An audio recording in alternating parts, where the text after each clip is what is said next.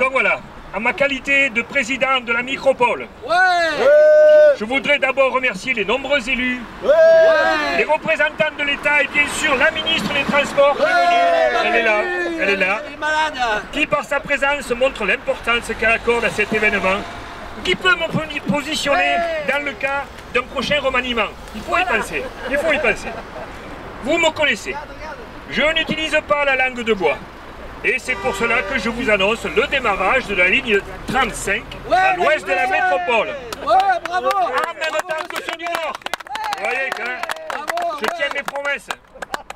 Alors j'entends déjà les commentaires de certains. Mais pourquoi avoir attendu 5 ans pour lancer ce projet vital pour les habitants? Ma réponse c'est et pourquoi pas? Voilà.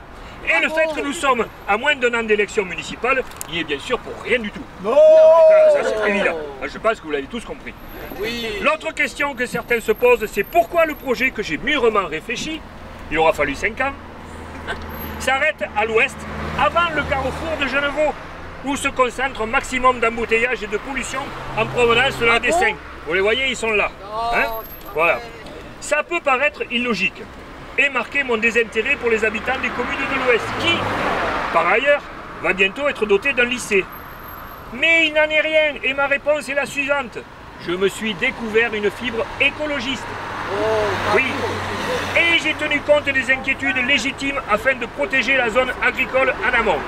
Mais bien sûr, si le terminus du tram va du coup se trouver sur la commune de Montpellier, bah, c'est certainement pas en raison du fait que c'est là que je trouve mes électeurs. Bah, c'est pas ça. Hein? Même si j'ai fait le même pour le Nord. Et je voudrais aussi rappeler que je trouvais le projet initial trop cher. Ça, j'espère que vous l'avez bien noté tous. Hein. Malgré qu'il soit réputé rentable, contrairement à d'autres lignes de tram, dont les détours font que peu d'usagers l'utilisent. Par ailleurs, je me suis engagé à ne pas augmenter les impôts. C'est pourquoi, et j'en suis pas pu faire, j'ai décidé de faire un tram 5 plus long et sinusoïdal, augmentant son coût de 20% minimum, et qui pénalisera sa rentabilité, ainsi que les usagers en bout de ligne. On peut trouver ça contradictoire, mais c'est pour cela que je sors ma botte secrète, indiquée sur les panneaux de la micropole. Chaque futur usager financera sur ses propres deniers une traverse de tram. C'est marqué là. Voilà, n'est-ce pas? Comme ça ne coûtera pas d'impôt à la métropole. Une bonne façon de faire des économies. Vous voyez que grâce à son président, la micropole innove.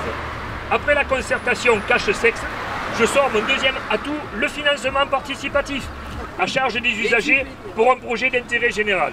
En conclusion, comme je ne doute pas de ma réélection, je vous donne rendez-vous à une date qui me conviendra pour l'inauguration des premiers tours de roue du 35.